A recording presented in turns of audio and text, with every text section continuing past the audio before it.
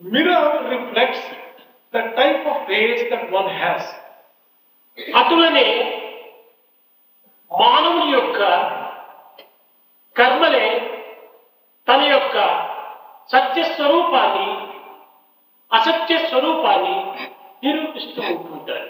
Similarly, it is the actions of man which reflect whether he is a true type of man, true man, or an untrue man. కర్మ అనేటువంటిది ఒక thermometer వంటిది. Action will be compared to a thermometer. మానవుని యందు ఉష్ణము ఎంత ఉన్నది అని thermometer ఏ విధంగా నిరూపించి చెప్పగలదో అదే విధంగానే మానవుని యొక్క మంచి చెడ్డల యొక్క తత్వాన్ని కర్మ అనే థర్మామీటరు నిర్ణయం చేయగలదు.